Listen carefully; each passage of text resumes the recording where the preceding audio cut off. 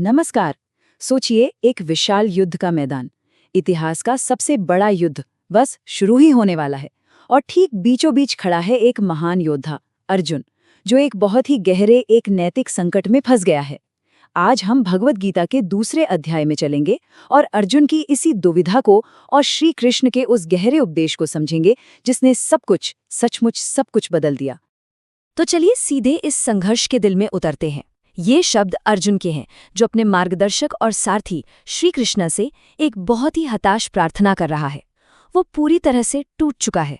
उसे कुछ समझ नहीं आ रहा कि उसका धर्म क्या है, उसका कर्तव्य क्या है, और वो बस मार्गदर्शन के लिए पूरी तरह से सरेंडर कर रहा है। और बस यहीं से इतिहास के सबसे जरूरी दार्शनिक संवादों में से एक की शुरुआत होती है। सोचिए, एक ऐसा युद्ध जो धर्म की रक्षा के लिए लड़ा जाना है, लेकिन उसका जो हीरो है वही लड़ने से मना कर रहा है। पर ऐसा क्यों? चलिए समझते हैं।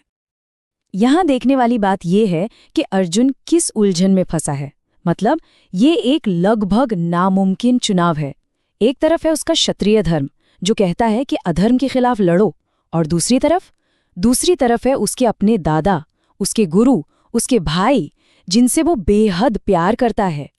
ये कर्तव्य और मोह के बीच की एक बहुत भयानक टक्कर है।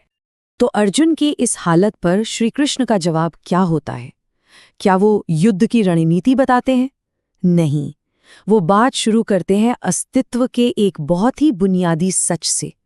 और ये एक ऐसा एंगल है, एक ऐसा नजरिया है जो पूरी की पूरी समस्या को ही पलट कर रख देता है। यहाँ कृष्ण अपनी पहली और सबसे अहम शिक्षा देते हैं। वो बताते हैं इस नश्वर शरीर और शाश्वत आत्मा यानी आत्मन के बीच का फर्क। वो कहते हैं कि जिसे हम मैं समझते हैं वो असल में ये शरीर नहीं है जो बदलता है, जो एक दिन नष्ट हो जाता है। असली मैं तो वो चेतना है, वो आत्मा है जो अविनाशी है, जो इस शरीर के अंदर रहती है। और इस बात को समझाने के लिए कितनी खूबसूरत मिसाल दी गई है। कृष्ण कहते हैं कि मौत कोई अंत नहीं है, ये तो बस एक बदलाव है। ठीक वैसे ही जैसे हम पुराने कपड़े बदलते हैं, आत्मा भी बस एक पुराना शरीर छोड़कर एक नया शरीर धारण कर लेती है। ये जो एक लाइन है ना, ये पुनर्जन्म और आत्मा के अमर होने की पूरी बात को एकदम साफ कर देती है। तो बात का निचोड़ ये है, यही कृष्ण के तर्क का आधार है कि अगर असली आत्मा को मारा ही नहीं जा सकता, तो अर्जुन का अपने लोगों को मारने का जो डर है वो असल में एक भ्रम है, एक इल्यूजन है। वो सिर्फ उनके नश्वर शरीर को खत्म करेगा, उनकी शाश्वत आत्मा को नहीं। तो अब सवाल ये उठता है कि ये जो ऊंची फिलॉसफी है, इसका अर्जुन की असल समस्या से क्या लेना देना? यहीं पर कृष्ण इस ज्ञान को एक प्रैक्टिकल एक्शन में बदलते हैं। और यहाँ एंट्री होती है धर्म की। अब देखिए, धर्म सिर्फ कोई रूल बुक नहीं है। ये किसी की अपनी प्रकृति, समाज में उसका जो रोल है, उसका कर्तव्य है। अर्जुन एक योद्धा है, एक क्षत्रिय। और एक योद्धा का धर्म क्या है? न्याय के लिए लड़ना, व्यवस्था की रक्षा करना, चाहे कीमत कोई भी चुकानी पड़े। कृष्ण यहाँ पर नतीजे बिल्कुल साफ साफ बता देते हैं। अगर अर्जुन अपना धर्म, अपना कर्तव्य छोड़ता है तो उसे पाप लगेगा और बदनामी मिलेगी, जो मौत से भी बदतर है। लेकिन अगर वो लड़ता है तो नतीजा चाहे जो भी हो, जीत हो या मौत, दोनों ही सूरतों में उसकी भलाई है। एक तरह से हारने का तो कोई ऑप्शन ही नहीं है। लेकिन एक सवाल अभी भी है। चलो मान लिया लड़ना धर्म है, पर इस लड़ाई में होने वाली हत्या का पाप वो तो लगेगा ही। और यहीं पर कृष्ण एक बिल्कुल क्रांतिकारी, एक रेवोल्यूशनरी तरीका बताते हैं। एक ऐसा रास्ता जिस पर चलकर मुश्किल से मुश्किल काम भी बिना कर्म के बंधन में फंसे किए जा सकते हैं।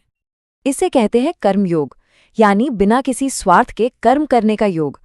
ये सिर्फ काम करने के बारे में नहीं है, बल्कि इस बारे में है कि काम को किस तरह से किया जाए। और यही कर्म के बंधन से आज़ाद होने का सबसे प्रैक्टिकल तरीका है। और ये जो लाइन है, ये कर्म योग का और शायद पूरी गीता का दिल है।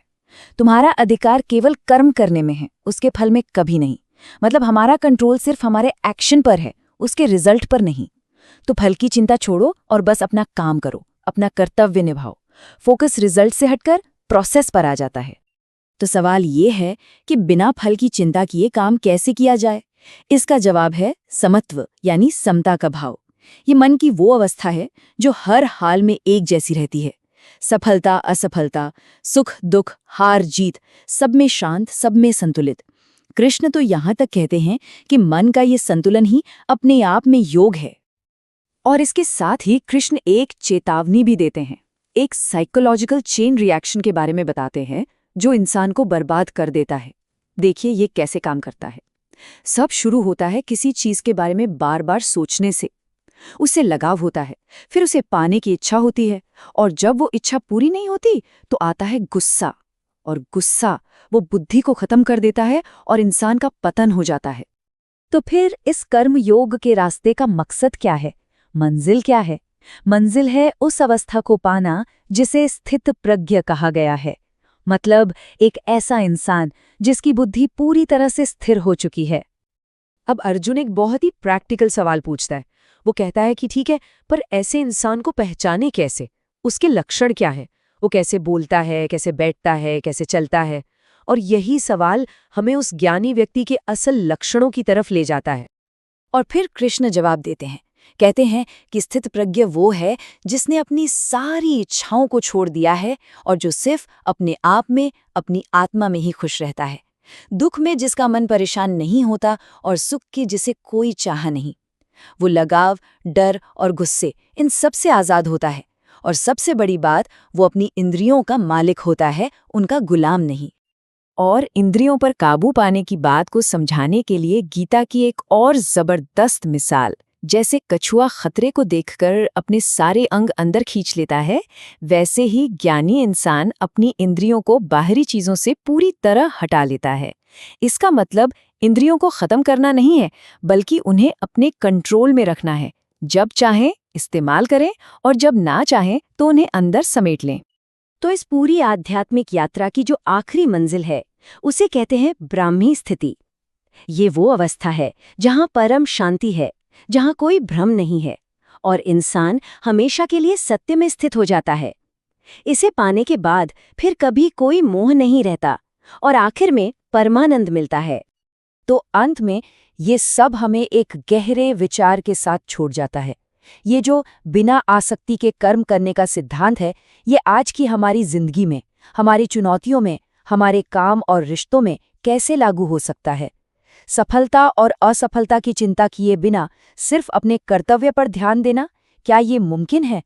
ये एक ऐसा सवाल है जिस पर सोचना हम सब के लिए बहुत जरूरी है।